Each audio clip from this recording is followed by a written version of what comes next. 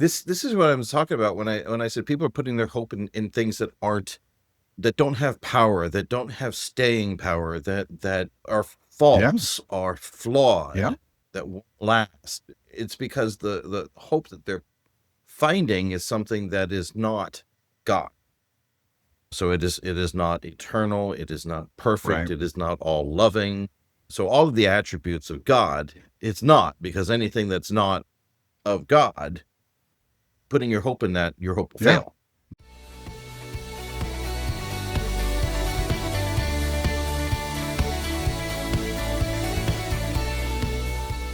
This world is filled with lots of people who are very upset about everything and anything, have lost all hope in the world, Yeah. and take it out on everybody around them. Yeah. Oh yeah. This world seems to have lost hope. Yeah. And the hope that people have is not placed in a on a good source. It's what gets me with the sayings like, why can't we all just get Yeah. along? Yeah. Well, Yeah. so I watched years ago, I watched this commencement speech by David Foster Wallace. And I'm not sure who Okay. David Foster Wallace is. I've never really followed him before, but Don't know he the gave name. this really good commencement speech. And the title of his commencement speech is "This is Water." And Okay. basically what he's talking about, he gives this picture. There's these two fish that are swimming in the ocean, and they're swimming with the current, and they're just going along, and they're just enjoying their day. And a third Mm-hmm. fish approaches them coming upstream or up current, Yeah. fighting against the current. And as he passes the first two fish, the third fish looks at them and says, "How's the water?" and keeps on swimming. And the first two fish, they go back to their conversation, but they look at each other like, what does he mean? How's the water? What's he talking about? And he goes on to explain in this commencement speech that a fish in water doesn't really know that it's in water because it's never been out of the water, right? It's always been surrounded by water. It's always been wet. It's never known anything other than that.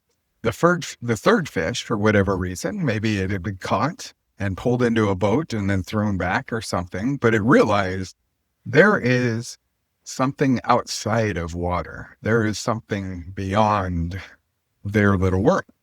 And he uses Uh-huh. this to talk about how we go through life. And a lot of times we go through life and we see what's immediately around us, and everything that affects us is only affecting us, right? And he talks about it. He gives another example of like standing in a grocery line and somebody cuts in front of you in the grocery line. Right. From your perspective, you've been standing in that grocery line, you've been waiting to check out, and this person rudely just cut in front of you and did Right. it as an offense directly to you, right? Oh yeah. And because of And you're because you. of you, right? Yeah. Yeah. What he said, flip that on its head. He said, what you may not know, or what you may not stop to think about, is that person may not even know you were standing there, or they may be so consumed with whatever it is they're buying. Maybe it's medicine for their sick baby at home or something like that, that all they are concerned with is their little world, and they don't see anybody Right. else's world. And as we go Right. through this world, we have to understand that we share this world with other people, and Yeah. we have to look outside of our own world to get a context for everything that's going on around us. And I love Yeah. sharing that because it helps me when I have the guy in the parking lot that flicks me off, or I have the guy who cuts me off in traffic or whatever. When I evaluate and I look, did I do anything to make them mad? And sometimes I do. I make mistakes. That's honest, right? Yeah. But sometimes Yeah. I don't do anything to deserve whatever type of feedback they're giving me. And maybe there's something going on in their world that I don't understand, or I don't know, or I don't see. I would recommend look it up one day. I love the talk it gives. But yeah, just look up "This is Water" or "How's the Water." It's a really good speech, really good, thought provoking. Think outside of your That's own little awesome. world. When when I look at these things from a perspective of I'm not in the moment, it's a whole lot easier for me to look at that and say, yeah, this probably isn't about you. There's things that are going on in that person's life. You should be Christ to the world. You should react with patience, kindness, compassion, understanding. But at the same time, I recognize it in those situations. Doing that is difficult. Right. And if anything that we want on this podcast is we want it to be authentic. Yeah. Oh, I know. So I'd say for almost 2 hours after my incident with the grumpy driver, we'll just call it the grumpy driver, where I know I went over everything I did. I didn't do anything wrong. Yeah. But it ruined my attitude and my mindset and my ability to focus on anything else for probably 2 hours after that. I felt the anxiety and the anger and everything building up inside. And I had to take a lot of time out of my day off. Me and my wife were trying to just enjoy our day downtown just tear that apart and dissect that so I could get rid of those ugly feelings that it was causing inside of me. And it did affect me both mentally and physically. So we get wrapped up in the moment. We let it completely consume our lives. Yeah. Yeah, absolutely. And we go to therapists, psychiatrists, and we try to get help with dealing with these kinds of things. And I know when I've talked to my therapist, it'll be, I love my therapist because she lets me be incredibly honest with her. And I think that I'm probably her worst client because I don't just accept what she says. And when I don't do something right, I don't try and hide it. I just come out and say it. And I get totally frustrated in front of her. And she'll ask me things like, she'll give me something to do. In this situation, try and do this. And I'm like, okay, I get you. I understand how that would work. I don't see that as being a possibility. Yeah. I'm not going to do it. Yeah. Not that I don't want to. I'm just going to be real with you here. That is not going to. Yeah. Yeah. And so when soon after I'm in Louisville right now. I live out in the Phoenix area, but I'm temporarily working out here in Louisville. And when I first got here, the first week was very, very stressful. And new location, new place, this basically the same job, but new position. And it was stressful. And the first week was rough. And one day I was just very, very tense. Everything was getting on my nerves. And it hit me just lightning bolt out of the blue. This is about you. Yeah. This is totally you. Has nothing to do with anybody else. This is you, Steve. Yeah. And I was like, okay, no, that's right. And so it was one of those God moments where it's smack me around a little bit and say, hey, wake up. Yeah, this isn't everybody else's fault. This is you. Yeah. Yeah. And so I took a step outside and sat down on this bench and went through the process that my therapist told me to go through. Yeah, and it took at most 10 minutes out of my day. Yeah. And I remember in the middle of it thinking, this is taking forever. Could be doing so many other things right now. I could be angry at so many other people right now. So, but it took maybe 10 minutes. And then afterwards, I was okay. I was more coherent, more thoughtful, more receptive, more aware, more focused. Yeah. And so next time I met with my therapist, I'm like, okay, so I did what you said, and it worked. So you were right. Are you happy now? Yeah, yeah. You were right. Oh my gosh! But it was.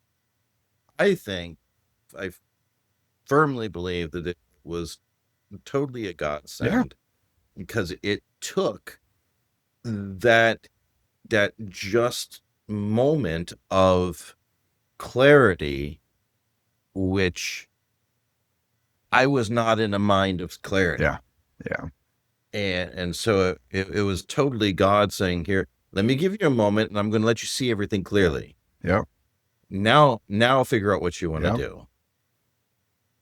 Because the feeling came right back. Everything came right back. yeah, But I went through the process, and like I do with most of the tools, techniques that I get from my therapist, which are not bad, however common, not Christ-centered. right, right. So I took it and incorporated into it with meditation and prayer, Yeah. and made it Christ-centered. Well, as I'm studying for my next degree and everything, I find a lot of those things that I run across. The one that recently popped up was the power of positive thinking, right? So, Oh yeah, I got the book. right. So the power of positive thinking, and I hear that all the time, and it's funny because God has been bringing Philippians 4:8 into my mind a lot lately. The verse, finally, brothers and sisters, whatever is true, whatever is noble, think on these things, right?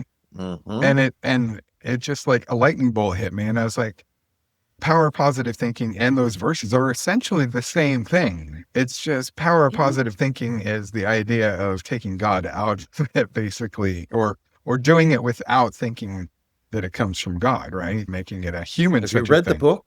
I have not read the entire book, no. So I fail on that, but No. Have you read the book Power of Positive no, Thinking? that's what I'm saying. No, I haven't read the entire book. No. Yeah, it's Yeah. good. Is it okay? It's not totally devoid of Okay, God. well, cool. And then I guess I will have Yeah. to actually put that on my reading list. Yeah. But we hear it all the time in pop culture, right? People talk about it, you know? Yes. And there's another term for it where you think about something and then it manifests. I can't remember the term that I'm thinking of right now, but this is Name it and name claim it it. and claim it. Yeah, that type thing. Or I don't know. I think there was a Just say it, don't spray it. no, that's not the one I'm thinking. No, there was an actor, I won't say his name, but there was an actor who Mhm. said that he knew that he was going to make it big because in his mind, he always thought that he was going to make it big. And therefore that's what made it come around. Right. And there's a very popular mindset out there of that. But Yeah. I think a lot of these things, all these self-help books and stuff they're taking things that have already been captured in the Bible. They're removing the reference to God and presenting it as though it's a new idea or it's something that is human centered.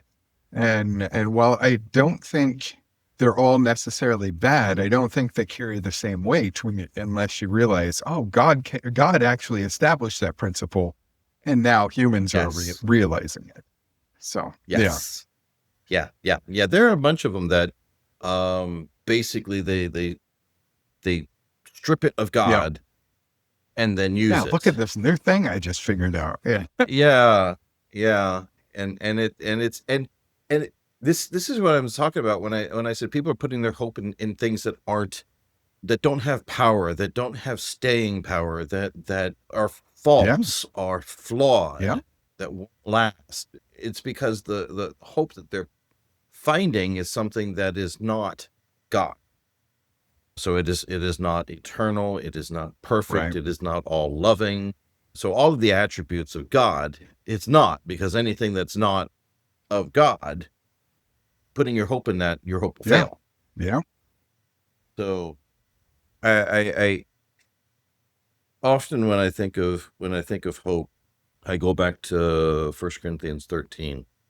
And I want to say that 1 Corinthians 12, 13, and 14 are huge for me. Okay. Huge for me. There's and I don't have a favorite scripture. I don't have a life scripture. I've had multiple scriptures that have meant something to me at different points in my life, but there has been two sections that have always I've gone back to. Okay. And one is Psalm 40, because it's got some rich, deep, Yeah. real, I want to say angst, and I can feel it. But 1 Corinthians 12, 13, and 14 just really spell out a lot for me, and I love them so much.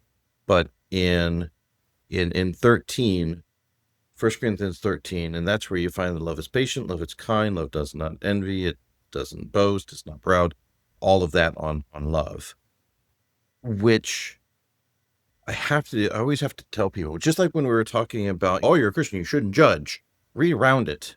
It's the same thing with this. That's so wrong. Yeah. So wrong. So if you haven't watched that podcast, go back and I can't remember the name of the podcast, but we have one where we talk about Christians and judging. That is. But anyways, go ahead.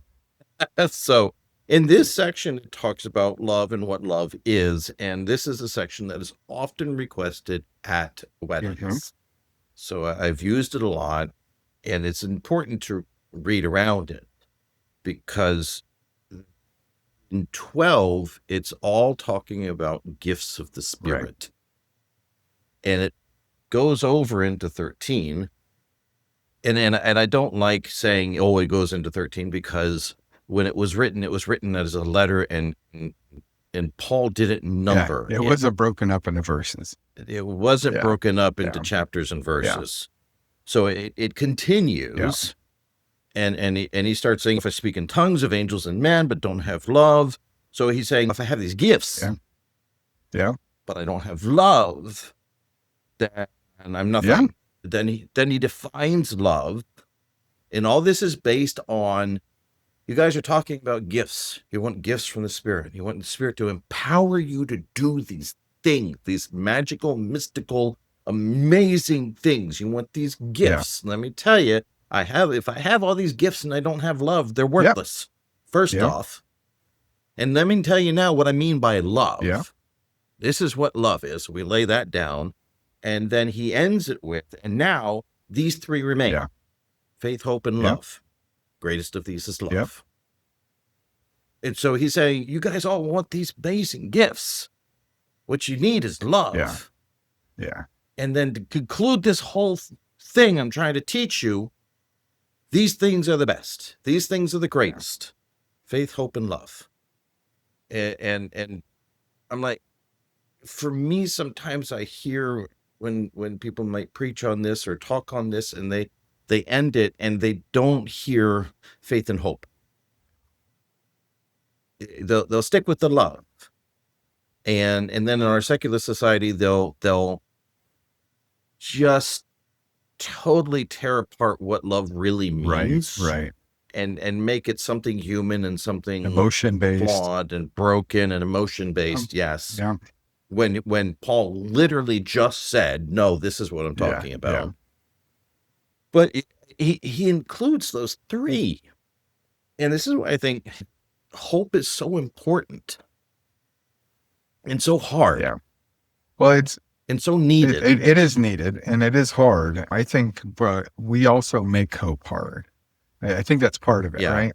Because hope is one of those things. If we put our things, if we put our hope, if we're counting our hope toward the things here on earth, we're always going to lose hope, right? It could be the next greatest, best thing ever, and we put our hope into it, and then a year later, it all falls apart, and our hope is dashed. And I think one thing we have to understand here is when he's talking about hope, he's not talking about hope for world peace, or hope for this president's going to fix everything, or hope for this group is going to feed all the hungry in the world. That's not the type of hope he's talking about. Hope that we're all going to live a great retirement, and our investments are all going to come to fruition. Yeah. You know, and I fall into that category too. I've been spending a lot of time thinking about what retirement looks like for me, if I ever make it to retirement, We're at that and age. what retirement actually means. And if I look at the world's definition of what retirement means and stuff like that, and I put Right. my hope in that, guess what? It's probably not going to happen. It's just, I'm never going to No. make it. But, Right. Right. I have to base my hope on something solid. And there is really only one thing solid in this world. So, I'm thinking of the old hymn.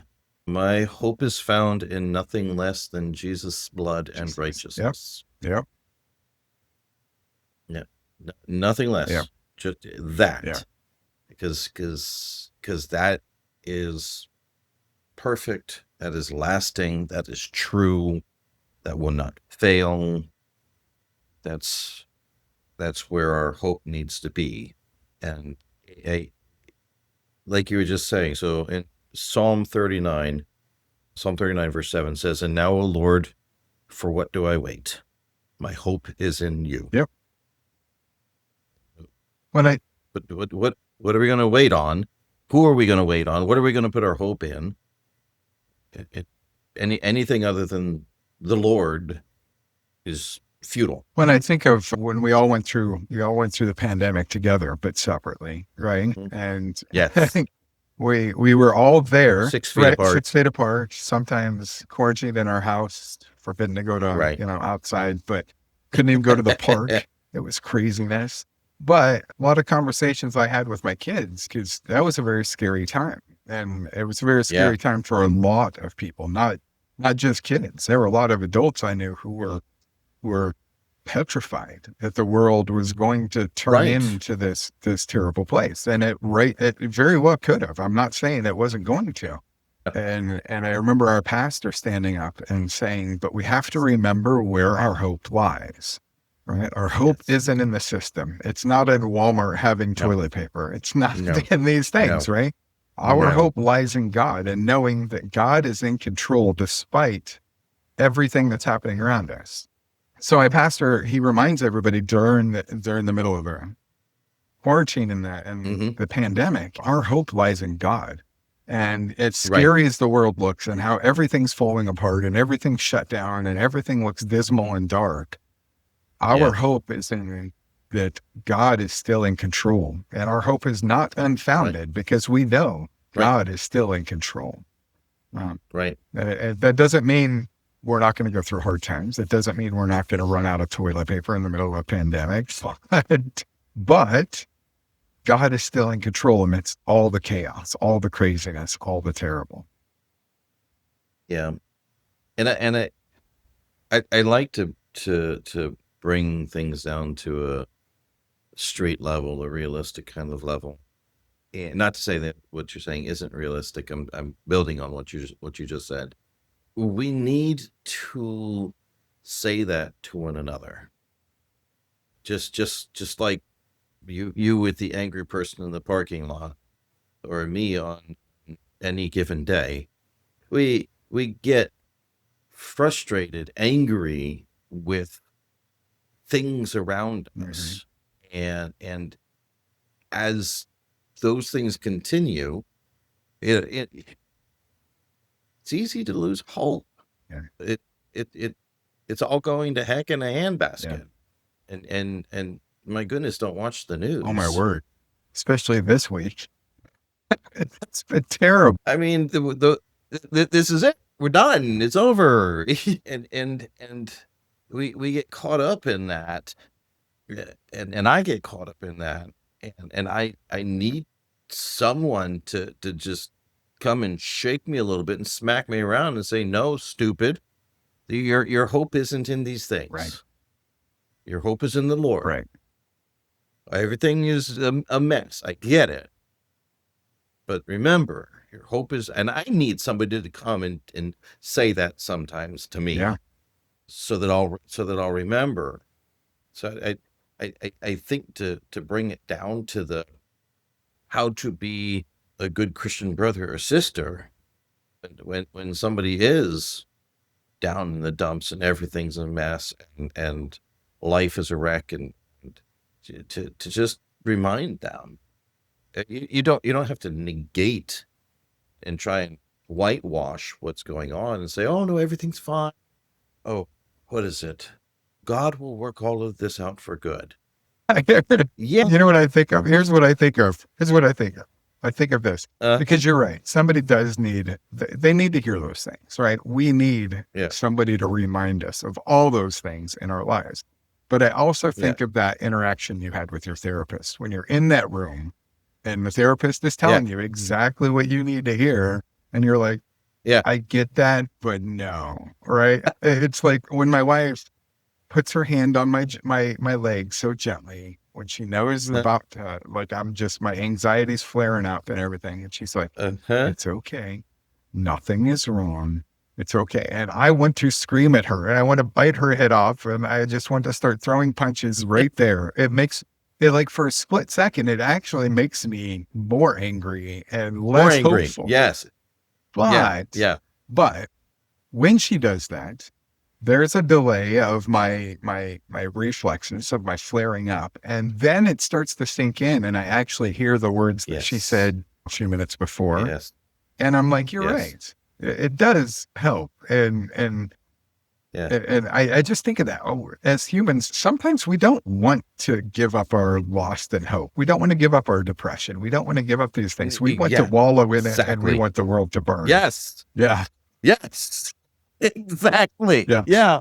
I'm like, no, it's No. not okay. Everything's wrong. Everything is wrong. And I Everything is not going to be right. Don't you try to cheer me up. sometimes we just want it to be bad. And not because it makes us feel good. I think it's because feeling bad is like an addiction sometimes. And Yes. we want to feel lost and we want to feel terrible. Not because we want it, but because, I don't know, some part of us needs it. I don't know. Yeah. I think it's part of the human condition. We tend to beat up on ourselves, and yeah, despair is really one of those things that it's a slippery slope. Yeah. Once you start down it, there's more and more reasons to continue down it. Yeah. And to the point that when somebody gives you reasons to come out, they turn into reasons to continue down into that Yeah. slope. Yeah. Oh no, look, you have a good life here. Yeah, and look at me, I'm ruining Yeah. it. Thanks for reminding me. I think, are you, do you watch sci-fi at all? I'm Yeah. a sci-fi nerd. Like if there's a sci-fi movie, even if it's a terrible one, I'm going to watch it. But one thing that pops into my head when I think about this is the Matrix. Okay, And- yeah, I watched And The you Matrix. know, and the one where he gets into the control room and he's talking to the guy that's controlling the whole Matrix, right? Yes. And he's like, well, why are all these problems? Basically, why don't you just make a perfect version of it? And the guy's basically, we did several times, and it failed massively every time because humans want to be miserable. And it's like, it's so true. It's not, Yeah. I mean, it's not a plot to some sci-fi movie. It's actually true. I think to some degree, some part of us wants to stay miserable and hopeless all the time. Right. And I think that's and I'm not fond of this term, but I'm going to use it, the sin nature. Yeah. I think that's part of this flawed state that we live Yeah. in. When the time comes and we are with Christ in paradise, we won't have that thing that makes us want to either feel despair or anger or whatever it is. Yeah. We can actually be content with being happy. Well, it all takes me back to, I had to look it up real quick to make sure I got this right, but Genesis 6:5, right? The heart desires only evil or wickedness, the constant wickedness in the hearts of men before the great flood. That concept, Yes. it's something that never went away. It's still part of who we Right. are. And for a long time, I always thought, well, that's just for like the corners of the world that have never known God. And it's just ugly and dark and people are taking advantage of each other. And I realized, no, I think if there's, to some degree, there is still a bit of that in every single one of us. And sometimes when we start to lose hope and we start to watch the news and stuff like that, we start to thrive on that, and we start to feed that little sliver of ugliness that's inside Yeah. every one of us. I think of when Yeah. we were taught as journalists, what were we taught sells as journalists? If it bleeds, If it it bleeds, leads. it leads, right? Anything that has like any sort of corruption or Yeah. violence, Conflict. yeah, just all those things. And you see it on the news every day. Oh There's a yeah. reason why Oh there yeah. aren't puppy stories leading the news every night. There's cute puppies born every day, but nobody cares. Nobody Nobody cares. Now, if the puppy's getting cares. thrown out a That'll window, go at the bottom of the hour. exactly. I remember most Yeah. of the people listening to this are probably way too young to remember newspapers, but a lot of newspapers Right. tried this thing for a while where they had the feel good stories. And they Mhm, tried mhm. adding feel good stories to them. And every editor, failed. every editor that I ever knew would tell you how miserably those community feel good stories failed all the time. Oh yeah. All the Because time. people get bored. They're like, who cares? I don't care. Tell me who got taken advantage of. Tell me who got mugged. Tell me who got Right. Yeah. But it's one of those things where if you have hope, it's for something better. Yeah. Yeah. And so you've got to recognize that where we're at is not good. Yeah. And oh my gosh, I need to like record this and play it back for myself sometimes. It's like, yeah, okay, Yeah. things are messed up and things are difficult, and yeah, that person was a jerk, and no, you didn't deserve it, and yeah, you're right, and okay, so the world is falling apart. Yeah, now you have something to hope Yeah. for. Yeah. If everything was perfect, that would mean we are all now in paradise with Christ. It's not, so we have something to hope for. Right. We have something to look forward to. If this was it, man. Ugh. So this idea of hope, and I've read a lot into it, and I think it's interesting that the things that you can tell me if this is true for you too, the things that I tend to research a lot, study a lot, delve into in my faith are things that I'm weak in, I don't understand, or I'm struggling with. Absolutely. Those are the things. Well, I think they're the easiest things for me to delve into because I need it. So even Yeah. when I'm working on college work, I tend to gravitate to the things that either I need the most, like counseling and the areas of counseling that specifically I need, or the things that I know the least about because I have a lack of knowledge in that area, and so that those are the things to focus on. When I study the Bible, it's almost the exact same way. I typically Yeah. the things I study the most in the Bible are the things somebody says something. I'm like, wait a minute, I don't remember that. Or wait a minute, I haven't read that in a while and I didn't interpret it that way. Let me study that thing for a while. And yeah, Yeah. So I have spent a lot of time researching hope, and I still use the word, I'll say I use the word incorrectly, Yeah. because you don't hope for things that you have. Mhm. So I hope I have an iPhone. I don't, because I have an Yeah. iPhone. And you don't hope for things that you don't think you will get. Right. That's not, then if you don't think you're going to get it, then that's not hope. You don't hope Right. for it. Because you don't think you're going to get there. You don't think you're going to get it. But we often say, oh, I hope you get the job. And it basically means it would be nice if you did. Yeah. It would be good for you. I really don't know either way if it's going to happen. Yeah. Yeah. Which So- is not the hope we're talking about. Yeah. It's just not the hope we're talking about. If you say something like, oh, I hope you get the job, it means I believe that you will get it. Yeah.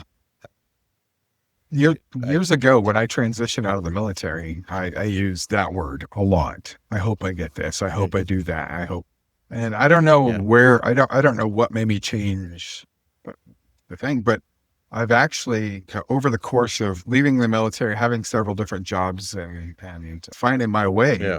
God has really steered me in the way. I tend to say, well, if it's God's will, then you'll get it.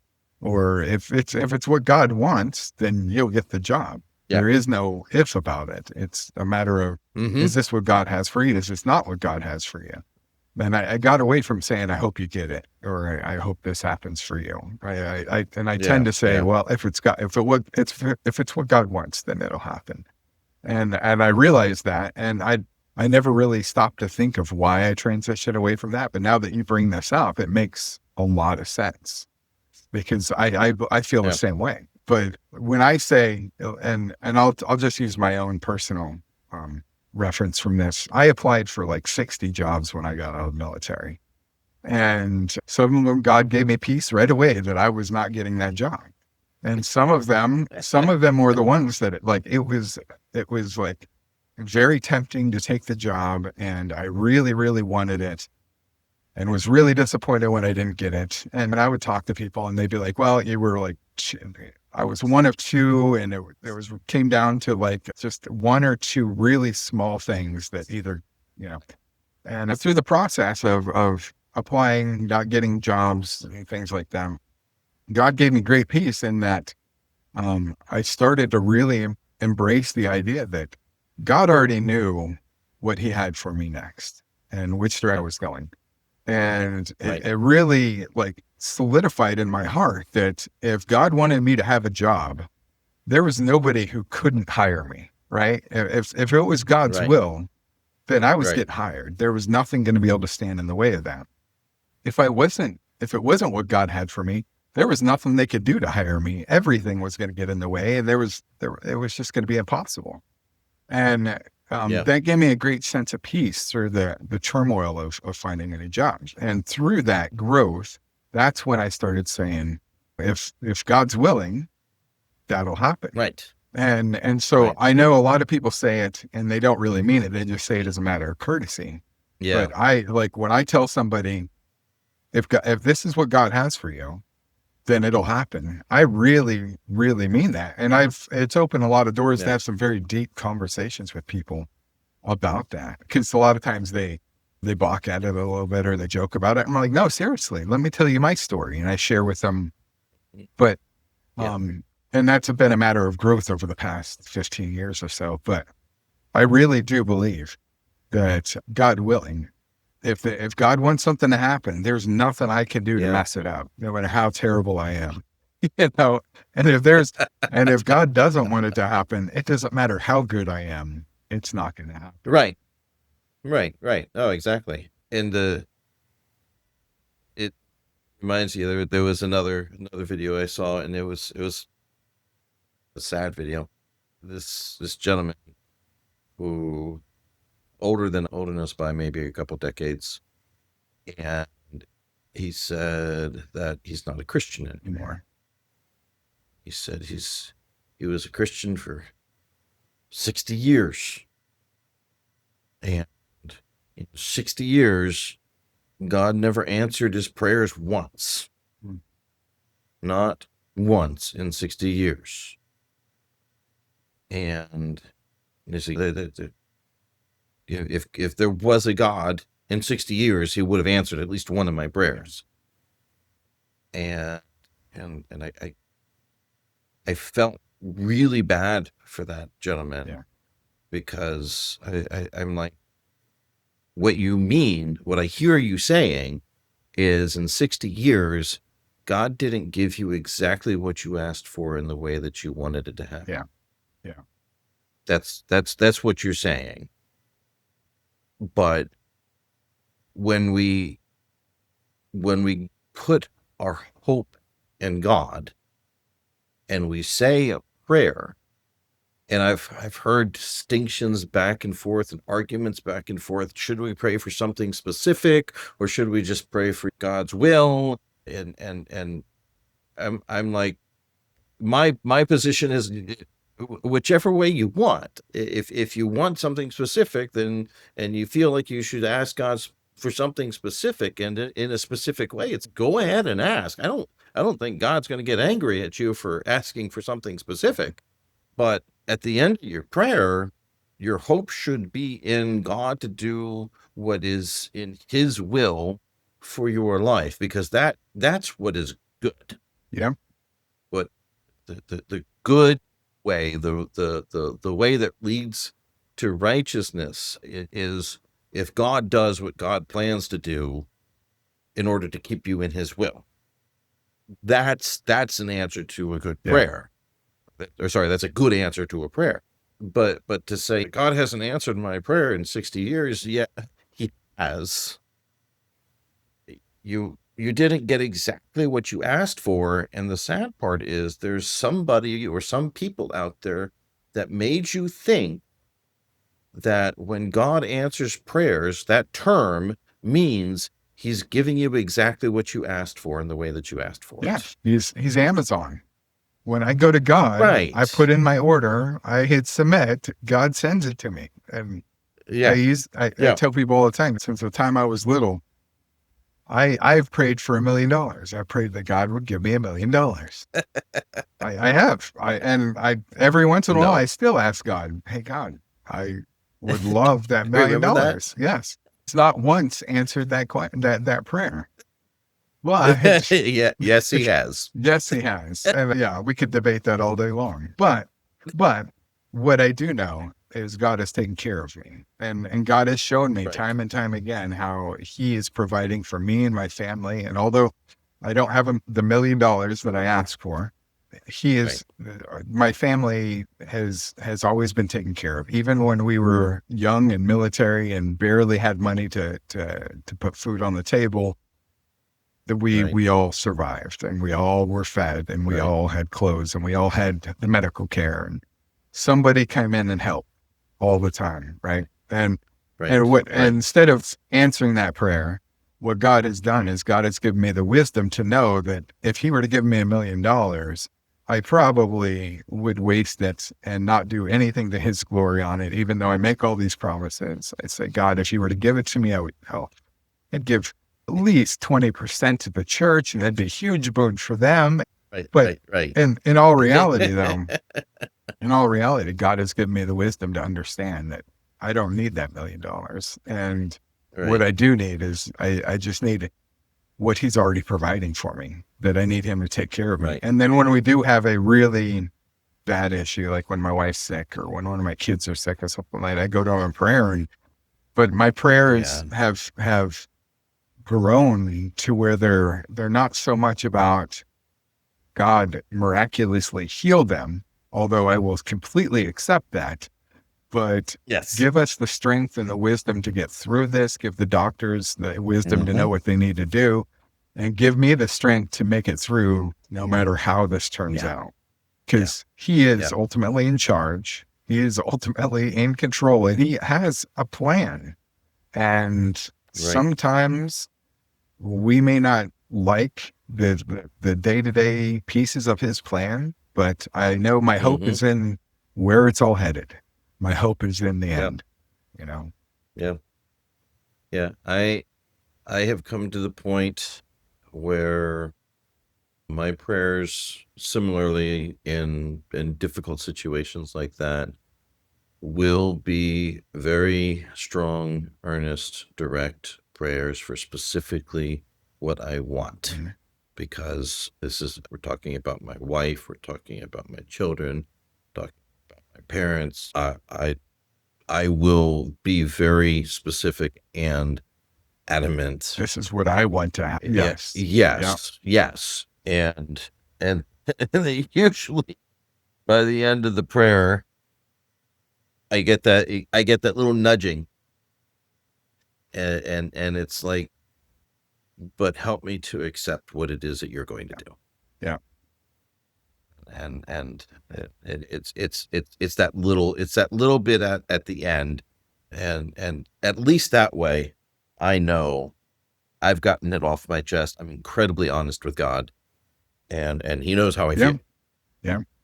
So and then we place our hope in him and his will and his divine authority. Yeah. And our hope is based on a solid foundation that God is righteous, and he Yeah. he will take care of us, and he will do the things he's promised to do for us. And Yeah. that there is a light at the end of this tunnel. There was a time when my wife's mom was passing away from cancer. And it was, of course, very tough. Having a loved one, any age, pass from cancer is incredibly difficult and painful. And my wife, she has been a Christian pretty much her entire life, and I love her, and I love her faith so much. She might laugh at this later or tell me I'm wrong, but her faith is unshakable, unshakable. And there were some times when I was going through seminary that I made the mistake of talking to her about stuff that I was learning in seminary. And in seminary, you get challenged a lot. Yeah. Your faith gets challenged. And so I would learn new things because they would challenge my faith. And I would Yes. come home, I'm like, oh, this is, and I would tell her about it. And she's like, no, that's not right. No. And she would be upset. And I'm like, no, you don't understand. It basically this all works Yeah. out. And she goes, no, da. And it would turn into an argument. And I'm like, I wanted to come home and talk to you about something exciting and that has really grown my faith. And she's like, I don't even want to hear it. I know what my faith is, and I don't need to go through what you're going through to grow my faith. My faith is my faith. Yeah. Yep. And she is firm in her faith. So when her mother was passing, bedside praying for her mother, and to the point where her mom had days were literally numbered, and the doctors had all told my wife, you this is the point where you start making preparations. And that's when my wife I think she actually did start making some preparations because she's very organized. But that's also when she said, okay, God, now is the time for a miracle that will make all of the doctors know that you are God. Yeah. Now is the time. Do this now for your glory. Yeah. God took her home, and she was even that did not shake her faith. She knew God said no. Yeah. She had asked, God said no. And she also knew where her mother was. And after that, there were a couple of times that people talked to her and told her, you didn't pray right, or you didn't pray hard enough. Yeah. Because if you did, God would have done it for you. That's sad. Yes. It's so sad. I'm like, this shows, and of course that hurts. That really hurt her. But it shows that for a lot of Christians, as you say, God is an Amazon order. Yep. And on top of that, for these same Christians, they don't have hope. Yeah. Their relationship with the Almighty is purely a transactional one. Yeah. And it's a sad thing to be a Christian, know that there's a God, and have that wonderful gift, and not have hope. Yeah. I was thinking about that story, and I was thinking, I don't know how much interaction your wife had with the doctors after that all happened. But I don't know. I see just from that little piece of the story you told me that God did answer that prayer. In that, through your wife's action and your wife's response after it, she shows all those people, even the people who question her, that God is real, that God was there, Yep. and that God is sovereign. And to me, that is way more powerful than somebody being miraculously saved. The piece that comes after that, the knowledge, the being able to, well, I know my mom is in heaven today, is way more impactful and is way more in line with God's plan than our plan of keep my grandfather or my grandmother or whoever around for all of eternity here on earth, because we know that's not the case and that's not the plan. So yeah, that's an amazing story. And I've heard, I feel sorry for those people who think, well, you didn't pray right. I grew up in a household where if you were going through something bad, it's because you were not doing what God wanted you to do. No, Right. I learned through all of my years, sometimes the world is just a bad place, and it has nothing to do with how good or bad I am. But I do know that my hope is in God. Yeah. So I actually wanted to end on this scripture, and I won't quiz you on it. Deuteronomy 31:6. But you'll know it as soon as I say the first three words. Be strong and courageous. Do not fear or be in dread of them, for it is the Lord your God who goes with you. He will not leave you or forsake you. Yeah. And that's the reminder of hope that we need. I like I said before, I think I really needed to discuss this because I needed a reminder. You and me both. You and me both, brother. Every day. Oh, so for all of you watching, if you've made it this far, thank you for watching. We hope this is a blessing. We don't do this entirely for ourselves, but we hope that it's a blessing to you as well. And I say that in the right fashion. We truly have the hope that this is a blessing for those who watch. And so may God bless you this week, this day, and remember to put your hope in the one true sovereign. Amen. Amen.